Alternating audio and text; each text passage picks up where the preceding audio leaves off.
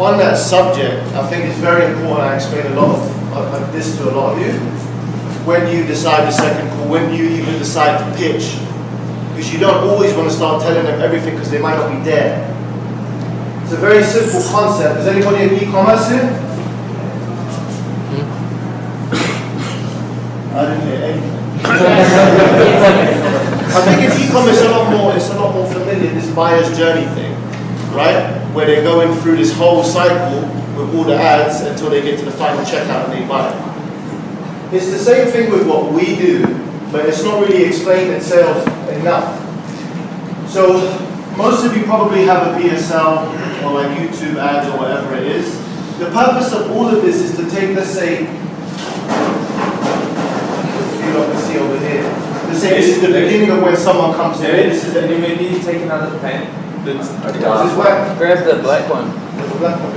For what? For the Oh, use this. You just can't see it. So, because this is going to help you pitch a lot better. Because the problem is a lot of you don't even know what to pitch, what to say to people. You or your salespeople, excuse me. The purpose of the VSL and all of your marketing is to take someone right to the end where they buy.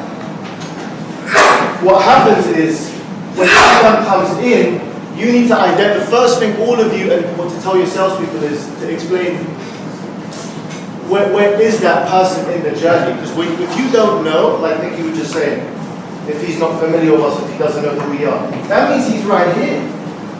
Your job as a salesperson, or your salespeople's job, is to take them right to the end. But if we can identify that they're here, we can then present a set of questions and a set of a cycle or process to take that person right to the end. Do some of you sometimes just pitch and then you get to the end, or your salespeople doing this, I want to think about it? That happens to it's happened to everyone. It happens to me still, right? Because I fucked up. You know? I didn't identify that they were here. How long have you been following us for? Have you ever looked for solutions in the past? When you try those solutions, what happened? Why are you back in the market? What are you looking for specifically? When you know this thing, you know where they are, and then at that point your job is to push them right to the end. Right? And how do you do that? If I know he's here, my job right now, I'm not trying to take him here. You know, anybody that tells you can do one call close for every deal it's not true. Most of that is marketing for every call. But you can get there a lot quicker if you just know where they are in the journey. So if I know he's here, I'm going to bring him 50% of the way. I'm going to bring him right here. In order to take him here, and then that's when we get to the close, right? I'm going to make sure it's an amazing call. It's a great discovery call. I position myself as the advisor. He knows me, trusts me, likes me. I know that he's kind of sold and he's bought in. And it's very chill, by the way, because in the back of my head, I'm not thinking I want to close this deal. I never think about that. And neither should you. You should be thinking about where is he so I know where I can take him. How can I take him through the chapters of the book so I can get to the end? So when I know he's here, then we'll approach the two full close. We'll ask a couple of questions. After 45 minutes, we'll say something like, look, usually what I like to do at this point, I think it's too early. I don't feel like you have enough information to come on board with us right now. I think what we should do is we should jump onto a second call. At that point, the person will usually feel at ease, and then they'll say, yeah, absolutely. You want to book it within a week, don't take too long. And then you just ask them two questions only. Look, if this is the right solution for you, when is it that you wanted to move forward and solve some of the problems that you mentioned? You know, if they say in 2 months it's okay, but at least you know what's going on in their head. And the second question is, would you make a financial investment of up to whatever your price is? For us, 7,800, 36,000, you know, whatever we're talking about at the time. And they say, yes, absolutely.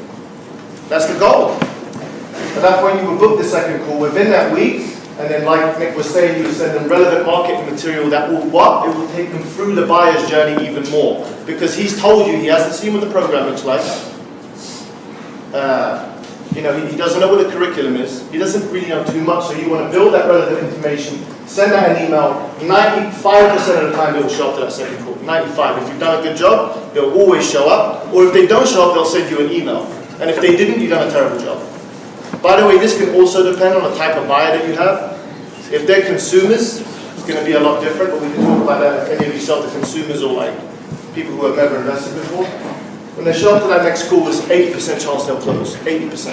And if they don't close, they'll tell you no, which is great, which is really good. So just have this in the back of your mind with the tooth ball, with the pitch. Should I pitch right now? Just think about where is he in the journey? How much of the content has he consumed? Has he looked for solutions in the past? And then fit him in that category. Is he 80% of the way? Is he 50% of the way through the journey? Then you'll be able to position.